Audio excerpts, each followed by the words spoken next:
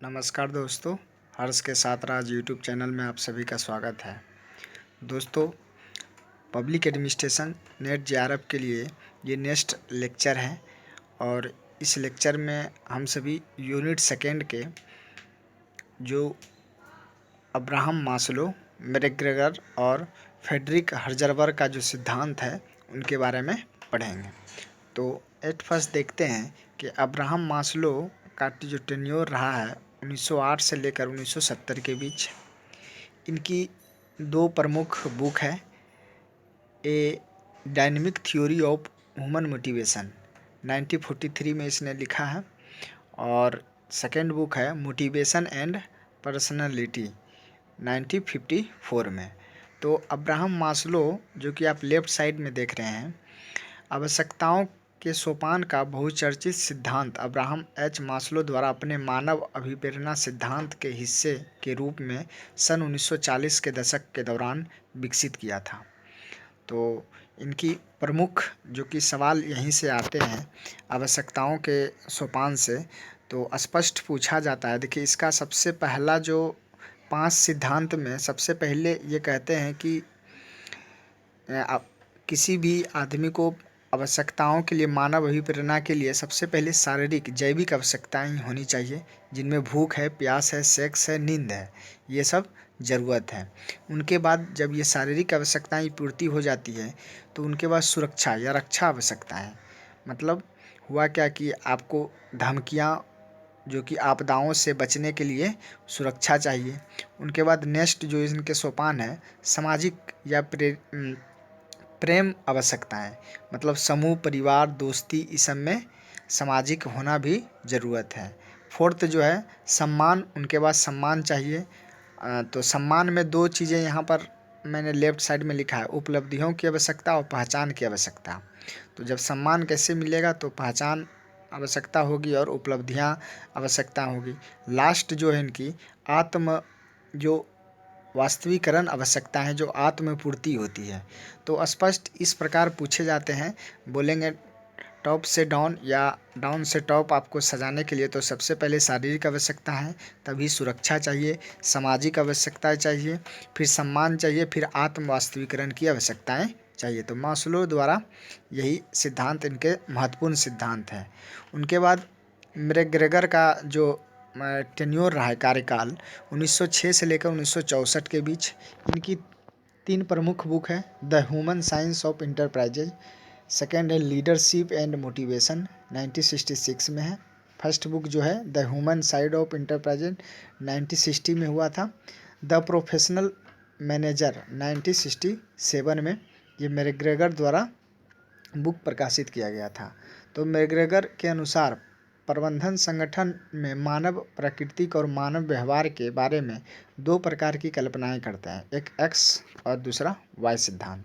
तो एक्स सिद्धांत में इसे क्लासिकीय उपागम, प्रबंधकीय निर्देशन, नियंत्रण का पारंपरिक व कार्य केंद्रित है, काम के प्रति स्वाभाविक घृणा, इसे टालने का भी संभावना रहता है।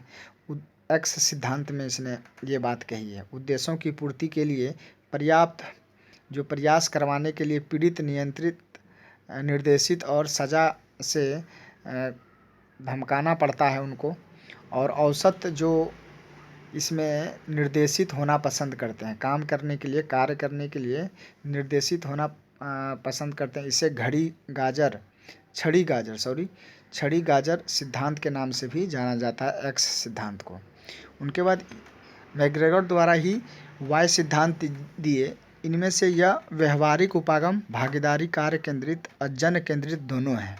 तो एक्स जो सिद्धांत इसने दिया उनमें सिर्फ कार्य केंद्रित है, लेकिन इसमें जन और साथ कार्य केंद्रित दोनों हैं वाई में। काम में शारीरिक मानविकीय प्रयत्न करना उतना ही स्वाभाविक है जितना कि खेल व आराम है। उनके बाद वाई सिद्धांत में कहता है वचनबद्ध लक्ष्यों को हासिल करने के लिए सामूहिक प्रयत्न, आत्मनियंत्रण और आत्मविश्लेषण बहुत आवश्यकता है। लक्ष्यों के प्रति वचनबद्धता उपलब्धियों से जुड़े पुरस्कार का हिस्सा भी है। औसत लोग न केवल उत्तरदायित्व को स्वीकार सीखते हैं, अपितु उत्तरदायित्व लेना भी चाहते हैं। एकीकरण व्यवहार संगठन के लक्ष्यों को हासिल कर सकने की सकारात्मक स्थितियां निर्धारित करता है। तो इस एक्स वाई सिद्धांत में जो मैग्रेगर द्वारा दिया गया था, एक्स सिद्धांत में इतना जानिए कि आदमी जो है इसमें काम करना नहीं चाहते हैं, हमेशा दूसरे द्वारा निर्देशित करने के बाद ही वो काम करेंगे। और लेकिन वाई सिद्धांत ये है कि ये जन के साथ कार्य केंद्रित है, साथ में ये लोग अपने उत्तरदायित्व को समझते हैं और आत्मविश्लेषण भी करते हैं, लक्ष्य के प्रति एकाग्रत रहते हैं और ये सभी कामों के से जुड़े पुरस्कार भी हासिल करते हैं। तो एक्स वाई सिद्धांत आपने जान गया किसने दिया है, मैग्रेगर। 1906 से 1964 इनका कार्यकाल रहा है। तो अभिप्रेरणा सिद्धांत में ये दो अब्राहम मास्लो और मैग्रेगर के बारे में जान गया। मैग्रेगर के एक नीचे स्केलन लॉन योजना जो है, यह योजना प्रबंध की दार्शनिक व्यवस्था थी जो पूरी तरह वाई सिद्धांत की मान्यताओं से मेल खाती थी। लाइन स्टाफ संबंध में वाई सिद्धांत की प्रासंगिकता है। व्यावसायिक जो प्रबंधक है तार्किक और संवेदनशील प्रबंधक की बहाली भी करता है। तो अपने एक्स वाई सिद्धांत समझ चुका।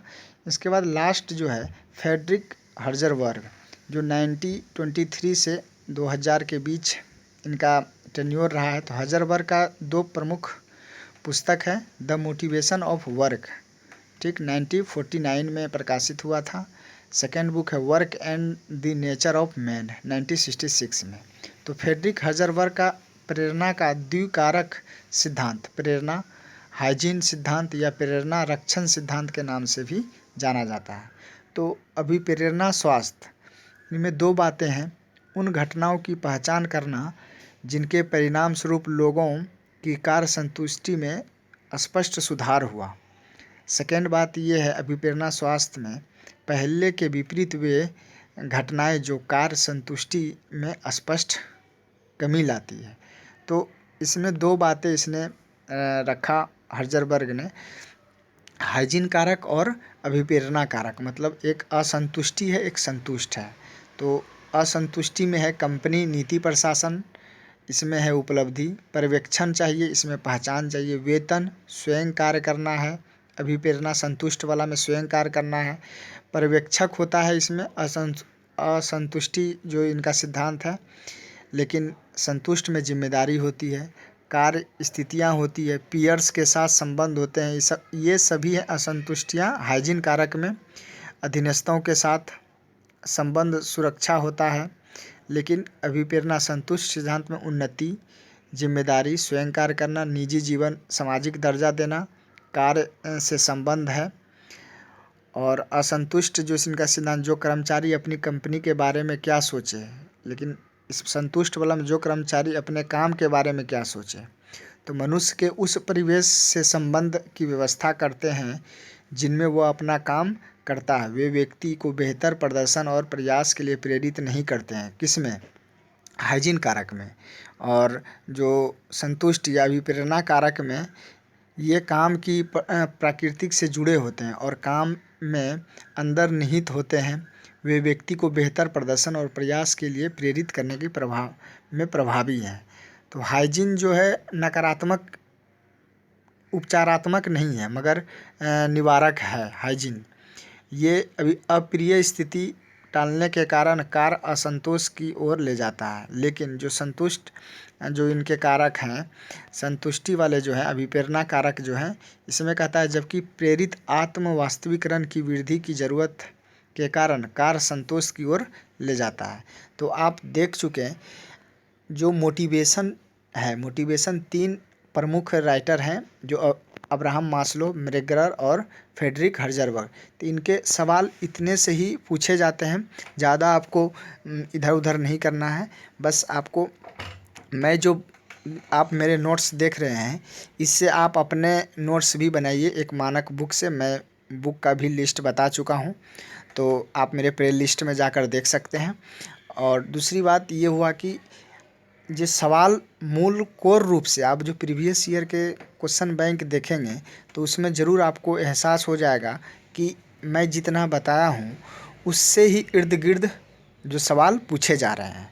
तो आपको ज़्यादा फोकस नहीं, डेडिकेशन होना चाहिए। सिर्फ आपको एग्ज़ाम बेसिस पर किस प्रकार तैयारी करना है, आप मेरे इस नोट्स से साथ ही साथ आप मेरे प्लेलिस्ट में जाकर पब्लिक एडमिनिस्ट्रेशन का सभी लेक्चर जो मैं दे रहा हूँ स्पेशल यूजीसी नेट जेआरएफ के लिए, तो आपको कितना फ़ायदा हो रहा है आप कमेंट बॉक्स में ज़रूर कमेंट करें।